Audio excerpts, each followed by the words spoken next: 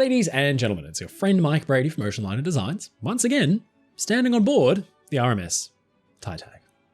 This is Titanic Honor and Glory, for those of you who haven't seen us play this before. This is a very, very impressive virtual experience made by our friends over at Vintage Digital Revival.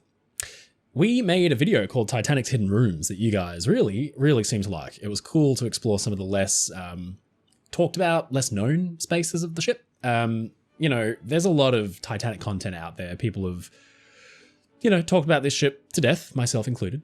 And we thought it would be fun to look at some of the spaces that you don't really hear about as much and you may not be super familiar with. So we're going to keep that tradition up today. And I've brought us here because people are kind of surprised to learn this, but in the scene in Titanic where Jack and Rose, you know, like walking around the promenade deck, chatting, you kind of might be forgiven for thinking that first class had the entire run of this boat deck. It's not true, because one of the first, not hidden because you can see it pretty clearly, but one of the first obvious no passengers allowed area is this right here. This is actually reserved purely for engineers. So we can go into it by pressing F, opening the gate. So Titanic had a pretty decently sized team of engineers, obviously, because they had to keep these massive engines going.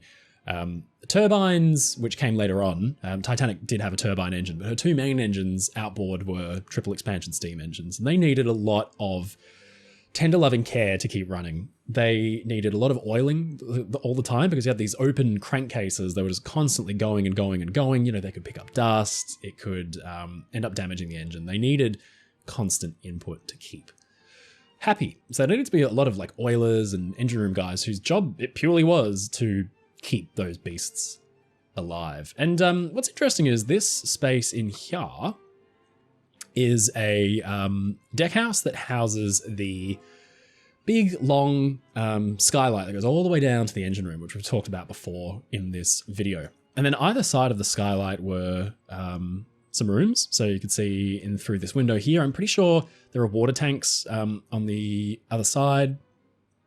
But if you go around here, essentially this entire section of the ship is for the benefit of engineers because they had a pretty tough job of it, and you know, they're down in the engine room all day. They need some fresh air. They have their own dedicated promenade, which is pretty cool because this is, you know, pretty significant real estate. We're on top of the ship on the highest deck. The first class promenade is right there. So engineers, you know, being pretty heavily respected back in 1912 are given their own good real estate. But the reason we're starting up here is because I want to show you guys something really cool. So one of my favorite spaces on Titanic Honor and Glory that you don't really get to see anywhere else are Titanic's engine rooms. Now, yeah, these are secret kind of rooms, I guess, in that passengers weren't allowed there. Maybe if you were lucky and the captain wanted to give you a tour and he was feeling generous, you might be able to go and check them out. But generally speaking, the engine rooms are off limits.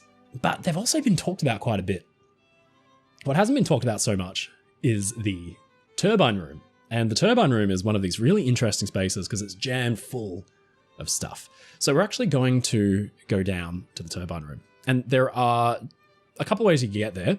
So essentially you could actually go down this deck house, essentially go into the engine room skylight, where there was a catwalk, and you could go all the way down to the engine room. And then at the top of the engine room cylinders, you could walk across into the Scotland Road at E deck, I think, and then through to the turbine room behind it. You could also, no joke, get there from the top of the funnel. So there was a series of ladders inside Titanic's fourth funnel that led all the way down into the turbine room. So unfortunately, I can't actually access either of those from here in-game. So what I'm going to do is walk through the magic of editing through this door down into the skylight and emerge at the top of the engine room cylinder heads. Are you ready? Let's go. Okay, 3, 2, 1.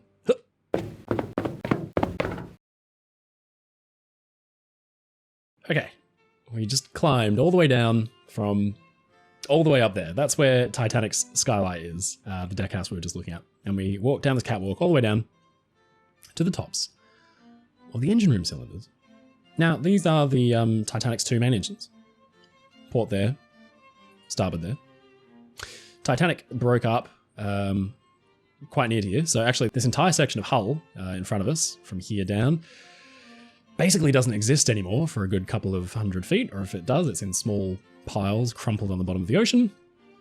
And these cylinders here, these two, that one there, and that one there have both been ripped off, as well as the supports underneath. So Titanic's breakup was that violent that that's how much damage was done. But I'm going to save the engine room for another day, because it is a hidden space, that is true, but there's somewhere even more secret. And that is the turbine room. This is the one I really wanted to talk about. So let's go and have a look. You can see the engines turning down there. Very cool. Beautiful detail.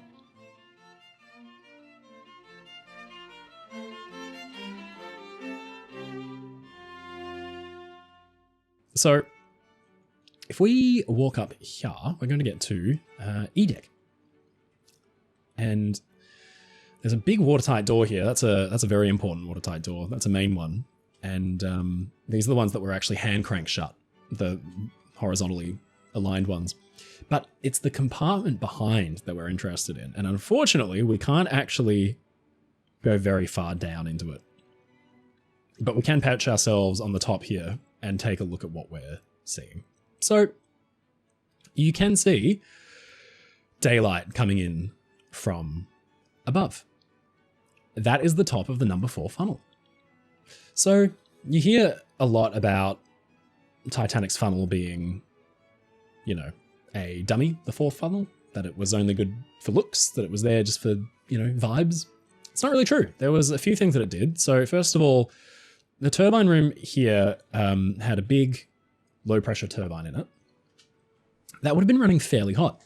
So the 2 main steam lines came out of the engines and then deposited themselves into the turbine. So we can't unfortunately get a particularly good view of, I guess, the layout of what's going on down here, but you can see like the main body of the turbine just down here below us. And I'll explain some of the other things that we're looking at. But essentially you had the steam exhausted from the engines coming into the turbine, and that was driving Titanic's central propeller. It was a very clever way of harnessing steam that would otherwise be useless by that point. So you got a little bit more oomph. So it was quite an efficient system. But anywhere there's steam in the lines going through an engine, things are going to be hot. And so the turbine room needed its own ventilating point so that the hot air could rise out of the ship. But the problem is, you know, you couldn't put a skylight here. On other ships like Lusitania, you actually look past the 4th funnel. Lusitania's all 4 funnels were functional. They all vented gas out of the boilers. After the 4th funnel, there's like, you know, 100 feet of just skylights all the way down into the turbine rooms. Titanic didn't have that luxury because of the way their exterior was designed. So, very cleverly, Harland & Wolff was able to turn the 4th funnel itself into a big, hollow ventilation trunk, so that it becomes essentially like the skylight further forward that we were just looking at, where it gets all that hot air out because hot air rises. But it was also really useful for venting excess steam. You can see here there's these massive pipes leading up and away.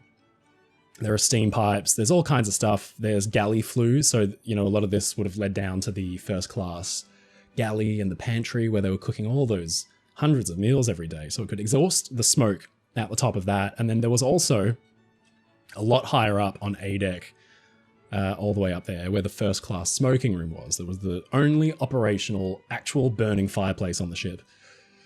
That was in the first class smoking room, and that could vent smoke out of the top of this funnel. So it's doing a couple of different things. But what I love about this view is you can stand down here and actually see all the way up to the top of the 4th funnel, which is really cool. And so the 4th funnel had access gantries just like this. You can see that there are the emergency dynamos for the ship located here, but we'll talk about those in a sec. And so you could basically trudge all the way down from the bottom of the ship straight up to the 4th funnel. Now, that is a long, long way up. I actually can't think off the top of my head, but if we think, you know, the funnels were 90 something feet high, so that's at least the height of an 8 or 9 story building. The ship itself was 10 to 15 stories down to the, you know, the keel plates. It's a long way up. So it's pretty cool engineering that you could actually do that.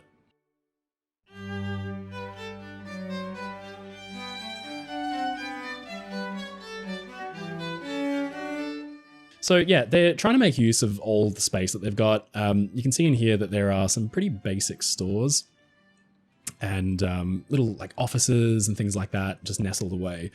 The ship's emergency dynamos are up here. So you can see a little dynamo here with a switchboard behind it. Really clever space. I mean, it's definitely out of the way. It's a long way towards the back of the ship, and it's a fair bit above the waterline. So in the event of a serious catastrophe with the ship, say it starts sinking, you know, your boilers are going to be running out of steam as they're overcome. But more importantly, the actual dynamos themselves, the main dynamos of the ship, which are below us at this point, all the way down towards the bottom of the hull plates. The dynamos can be overrun with water, and then your ship's going to be blacked out. If Titanic were collided with at the point of her engine room at nighttime, right? The turbine room and the engine room are hit by another ship dead on. Massive influx of water, the dynamos run out. The ship's plunged into darkness, you know, and you cannot have that. So these emergency dynamos were installed up here. They're basically mini reciprocating steam engines that just turn a dynamo, create electricity. So they do need steam to power. And so quite famously, Titanic's engineers and a few of their firemen stayed behind right to the end, keeping the steam pressure up just enough to keep these dynamos going. And towards the end of the night, when the ship was really sinking, you know, the light was beginning to burn red because the steam was dying. And these two dynamos right here were really struggling to generate enough electricity. And then behind there is the auxiliary switchboard used for the dynamos. And you can see the big ceramic fuses there that they had back then that would have taken like 2 hands to pull off. I think the ones down on the main switchboard are even more serious than that. You know, this is a slate switchboard. This is pretty heavy duty equipment. So yeah, not somewhere you want to be when things start sparking and the ship's going down. But unfortunately, all of this is encased in the wreck and will never be seen again because it's so far down, deep in the ship. Thank goodness that we have this fantastic piece of technology, Titanic Honor and Glory, to have a look. One of the other pieces of equipment you can see down here are the thrust blocks. So Titanic's engines are forward of us. So if we turn to the left, we're now looking straight towards the bow, which is a long way away. And if we turn to the right, we're looking down towards the stern, which isn't that far away. So Titanic's engines are just behind us. There's one there and there's one there. And they are, obviously, their whole reason for being is to rotate one of the propeller shafts. The propeller shaft goes through a tunnel. It goes, you know, quite a long distance, maybe off the top of my head, like 200 something, 300 feet towards the stern where it terminates in one of the wings that goes either side of the ship where there's a propeller. If the propeller, you know, or the shaft itself were to encounter vibration or there was some kind of impact, you know, it could upset the balance of, you know, the shaft and the tunnel. It could send shock back at the engines and really badly damage them. So not only that, but the engines actually have to transfer power to the shaft without breaking free themselves and pushing them. So, you know, like the engines have to be secured, but the shaft itself also has to be secured. Like the engines have to push against something in order to actually provide power to the propeller shaft. The thrust blocks are the way that they did it. So you've got these huge blocks where the propeller shaft, you can see just a sliver of it there on the left, little silver bit of metal, goes through these blocks, and the blocks themselves are heavily riveted and bolted to the ship's hull. And so the engines are pushing, essentially, and the shaft is pushing against the ship's hull to provide the thrust to push the hull through the water. And it's through the shaft blocks, because the shaft blocks then also provide a layer of protection that if there is any kind of, you know, force back towards the engines, there is this huge block with these collars that will arrest that force before it gets to the engine. So very, very important to have the shaft blocks. They were back here in the turbine engine room. Now, the turbine itself isn't really something particularly glamorous to look at. You can't really see it because it's in a dense metal casing. But what you can see instead is the condensers on either side. So you've got the starboard condenser here, and the port condenser are there. Now the condensers are these, we've talked about them quite a bit before, kind of like pear-shaped pieces of machinery. They were pear-shaped because it was the most efficient shape for their job. Basically, the way they worked was they took the boiler feed water, which had originally been the steam. The steam had come through the engines. You can see here, there is a big line right there. That's one of the main steam lines. It's been exhausted through the turbine directly beneath us. And now it's totally devoid of all its pressure and use. But the water that was used is very, very pure. It's been filtered. It's not salt water. It's not got gunk in it that's going to gunk up the line. So that's the stuff you want to keep circulating through. That feed water now needs to go all the way back to the boiler rooms and do the cycle again. It's a closed loop system. It's pretty clever, very efficient. But you have to turn it into water first. It has to go back into the boilers to be turned back into steam. That's what the condensers did. So their job is to basically take this, low pressure steam and convert it back into water. And the way they did that was they used a system of tubes and pipes and things to expose the steam to a cold environment and basically do the opposite of what the boilers were doing and turn it back into cool water and then send it back where it came from through a series of filters and things to get even more gunk out and keep it as pure as possible. Now, the port and starboard condenser were constantly circulating fresh salt water, seawater through. That's an oxymoron. We're constantly circulating seawater through that are just drawn in from the bottom of the ship. So there are these big inlets at the bottom of the ship that were drawing huge amounts of seawater in the injection ports. They're running them through those tubes, which are exposed to the steam. So the steam cools down, and then that ocean water is vented straight over the side, out the sides of the ship at about the waterline. Also in a constant system, using a series of pumps and things, which you can't really see too many of them, but you can actually see a pump right there. That's a big, important pump. So these things are constantly working while the ship is doing its thing. And it needs these condensers to be able to turn the steam back into water. That's what I love about this space, is that there's so much that you can look at that you don't usually get to see. This is a real proper hidden space in Titanic because it's never been depicted in a movie that I can think of. And very, very rarely has it been shown in video game form or anything else. So well done, Titanic Honor and Glory, for showing us this secret space. I love it.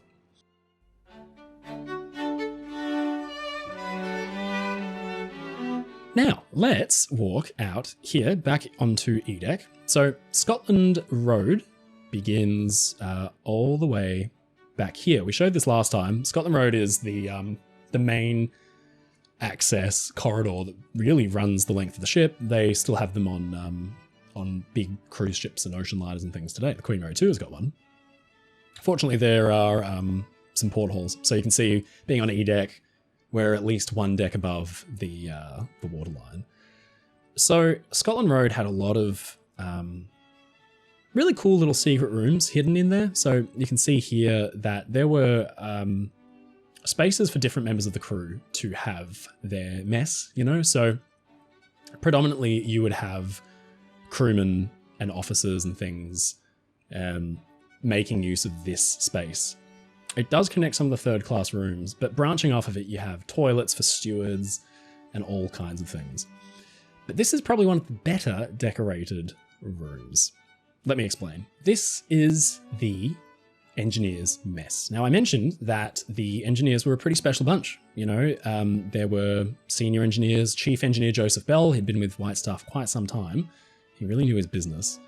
And the engineers are afforded a level of luxury here that's about the equivalent of second class on Titanic. These chairs are identical just about to the ones used up in the second class dining saloon.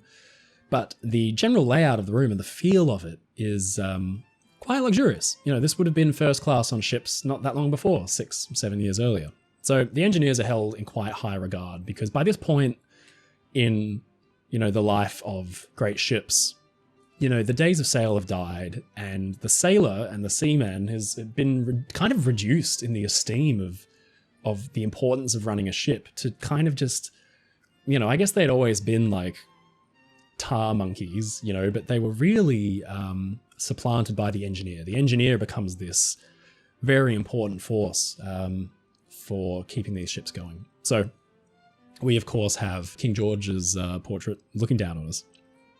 And overlooking this entire scene, more importantly, probably, we have a portrait of Thomas Ismay. Now, he was J. Bruce Ismay's father. And Thomas Ismay was really the founder of the White Star Line. He was a quite visionary man, quite a tough man. Not, by the sounds of it, the world's best father, but a tough guy who had a pretty strong vision, very high expectations for his son. Bruce Ismay took those on. And so really it's for him that the relationship with Harland and Wolff was established between the White Star Line and that company. So this is a pretty nice room. Like, I wouldn't mind eating in here. And we've also got a very handy little chart showing us where we're at. We are currently about there on the ship, somewhere in there, just above the engine room. Of course, it's really good having this spot because what you could do is come down here and there'd be a pantry back here. You can see there's like a little serving bar right here, a little buffet. So we can have a coffee, have something to eat, have a snack.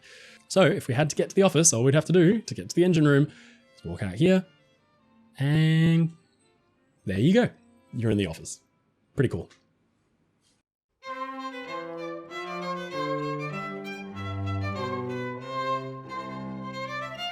So while we're here, I'm going to show you one more interesting secret space. So this Scotland Road essentially continues around here. You can see that there are big, important watertight doors protecting the engine room itself and the turbine room from flooding. This is a very important space because, again, these are critical compartments that you do not want being hauled by a collision. Now, if we come back here, we're going to go past more and more of these kind of winding corridors. These are all stores, berthing for important members of crew, all that kind of thing. But the really important and cool spot I like to see is back here. If we just keep going. This is a major boarding gate for Titanic's third class. Most importantly of all, I'm pretty sure that in here, this right here, on the other side of this wall, is probably the most important part of the ship. And its reason for being is hinted at right here. This is Titanic's potato storage. So potato storage was really important. We laugh about it, but it was a good source of starchy nutrition. So the potatoes were given their own very good bit of real estate. So third class passengers boarding the ship could have come through this gangway door here on E deck. So this would be, for many, their first view of Titanic. And honestly, you have to say, pretty nice. It's clinical, it looks a bit like a doctor's office, but coming through here, if we chuck a right, we're going to get into some of the third class spaces. So already we've got this lined flooring through here, but one of my favorite spots is actually further back. So we're heading backwards still, by the way. This is now pointing straight at the stern. And so this is all third class berthing and accommodation. But right in the middle of it, we have this gated shaft, and this is the cargo hatch at the aft well deck. So this is right at the stern of the ship, just about. And there are two of these big cargo hatches. There's one here and there's one further aft. We go through this watertight door. Here's another one. Now, the after cargo holds on Titanic towards the stern were not as voluminous as the forward ones, but they were still pretty important. And most of what you would have been loading at the stern of the ship would have been the provisions, because below us is all the cold storage, fruit.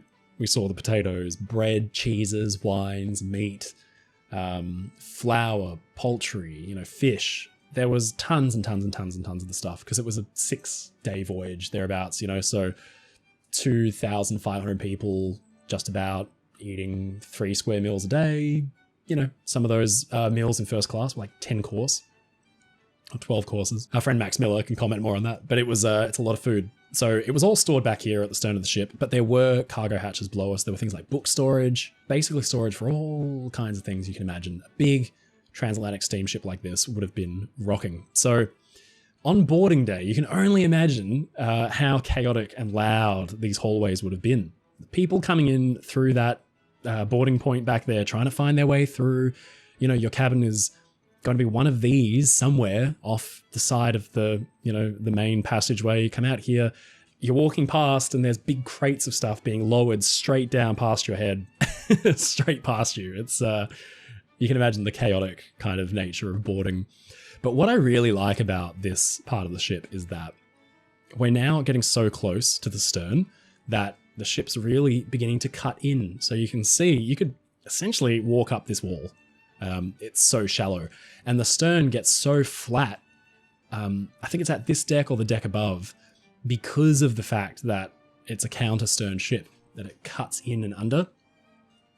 Some of the staterooms at the very stern of the ship actually had bunks on the plating of the ship at the stern, just like this. So the bunks were actually up there. So you would go from walking on the floor up the hull, basically, and your bunk would be somewhere there. It's pretty cool. That's like one of my favorite staterooms on the ship. I think some of these had that. I actually think it was in this stateroom, which unfortunately we can't get into.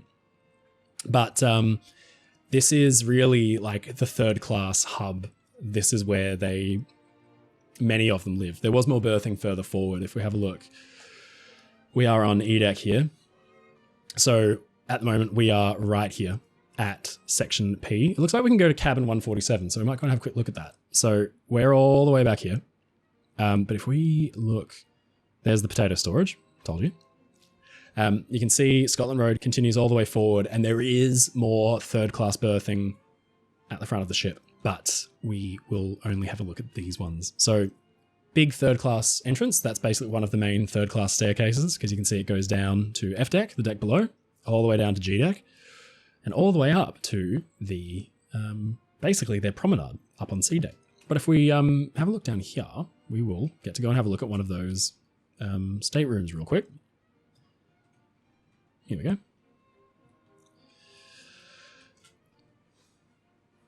That's it. So this is the berth that you would have for the whole duration of your crossing. It's tiny.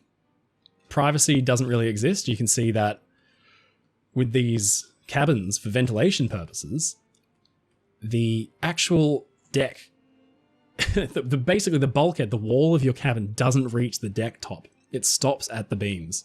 So this is basically one step away from being a giant dormitory.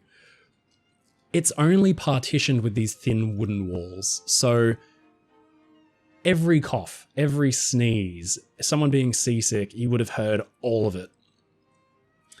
It beggars belief. But, you know, this is a standard of luxury that people hadn't experienced before, really, in third class on ships. It's pretty hard to imagine. This is not running water, even though it looks like it is. And this is a wash basin where you could fill up the tank above and get water, fresh water for drinking, for washing, that kind of thing. You have some glasses. There is some heating. You can see a kick plate there. I can't see any trunking, but you have absolutely no control over the temperature. It's just piped in as hot as they can make it. And there are stories of like some parts, I think, of the ship being like way too hot and people being extremely uncomfortable. Ooh. So all the staterooms and cabins in this area look like that. It's very, very simple, but, you know, you would really only be coming in here for sleeping because, you know, I can't imagine wanting to stay down here too much.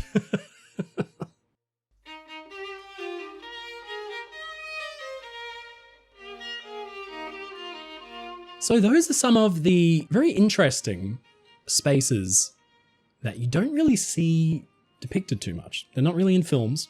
There have been very few video games. Titanic Honor and Glory have done a fantastic job putting this together. If you'd like to learn more about some of these hidden spaces on Titanic, we do have the first episode where we looked at the forward end of the ship. We'll do another one because there are plenty more unusual spots that we can go and check out. I would like to do an engine room tour, actually. If you guys are interested in going and having a proper look down in the reciprocating engine room and learning what all the things do, then we can do that. That sounds like a lot of fun. Thank you so much for joining us, and thanks so much to Titanic Honor and Glory for giving us the chance to look at some of these rare and unusual spots in Titanic. Until next time, as always, stay safe, stay happy, and I'll see you again. Ladies and gentlemen, it's your friend Mike Brady from Oceanliner Designs. Thank you so much for watching this video. If you enjoyed it, please leave a comment below. And don't forget to subscribe to the channel because we get new videos out weekly. If you want to support my work and get really cool perks like behind the scenes and early access, please visit my Patreon in the link in the description below, or sign up as a YouTube member. Come and join the crew. As always, stay safe, stay happy, and I'll see you again next time.